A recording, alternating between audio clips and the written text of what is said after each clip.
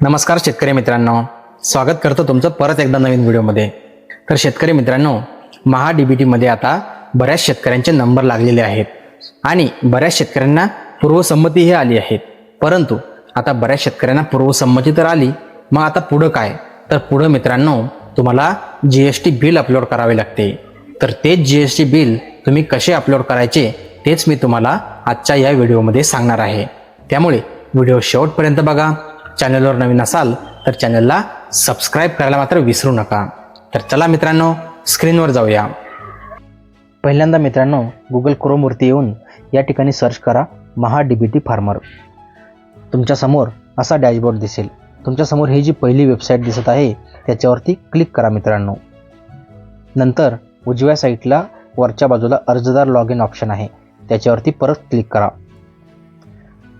तर तुमच्यासमोर असा हा महा-डी-बी-टीचा डॅशबोर्ड ओपन होईल मित्रांनो। तर या ठिकाणी तुम्हाला वैयक्तिक शेतकरी या ठिकाणी तुम्हाला तुमची फार्मर आय डी टाकायची आहे मित्रांनो। तुमची फार्मर आय डी न चुकता या ठिकाणी व्यवस्थितरित्या टाकून घ्या आणि त्यानंतर मित्रांनो OTP पाठवा याच्यावरती क्लिक करा। नंतर या ठिकाणी OTP टाकून OTP तपासावरती क्लिक करा। नंतर मित्रांनो तुमची प्रोफाईल या ठिकाणी लॉग इन होईल। नंतर डाव्या साईडला मित्रांनो चलन अपलोड DPR काम पूर्ण झाल्याचे प्रमाणपत्र याच्यावरती क्लिक करा।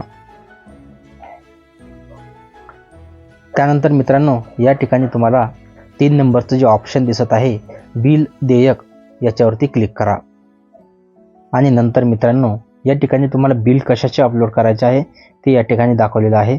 तर या ठिकाणी आपल्याला टोकन यंत्राचे बिल अपलोड करायचे आहे। तर कागदपत्रे अपलोड करा याच्यावरती परत क्लिक करा मित्रांनो। नंतर निवड करा याच्यावरती क्लिक करून या ठिकाणी तुम्हाला बिल किंवा इनबॉक्स याच्यावरती क्लिक करून तुमचं बिल ज्या ठिकाणी असेल तुम्ही स्कॅन करून ठेवलेलं तर ते बिल या ठिकाणी निवडून घ्या आणि नंतर इनवॉइस अमाऊंट तुमच्या ज्या बिलावर जी अमाऊंट असेल ती अमाऊंट या ठिकाणी व्यवस्थितरित्या टाकून घ्या मित्रांनो। आणि पुढे विक्रेत्याचा GST क्रमांक, तो विक्रेत्याचा GST क्रमांक टाकून या ठिकाणी जोडा ऑप्शनवरती क्लिक करा। हे बघा मित्रांनो, चलन कागदपत्र यशस्वीरित्या जतन केले। या ठिकाणी तुमचं बिल अपलोड झालेलं आहे। तर तुम्ही ते तपासून सुद्धा घेऊ शकतात की तुमचंच बिल आहे का दुसऱ्याचं आहे। तर हे बघा या ठिकाणी आपलं बिल अपलोड झालेलं आहे मित्रांनो। सगळं व्यवस्थितरित्या चेक करून आणि नंतर मित्रांनो जतन करा याच्यावरती क्लिक करा। तर हे बघा मित्रांनो या ठिकाणी तुमचे बिल व्यवस्थितरित्या अपलोड झालेले आहे। चलन कागदपत्र यशस्वीरित्या जतन केले असा तुम्हाला मेसेज दिसेल। तर चला मित्रांनो, व्हिडिओ कसा वाटला? व्हिडिओ नवीन असाल तर चॅनलला सबस्क्राईब करायला मात्र विसरू नका।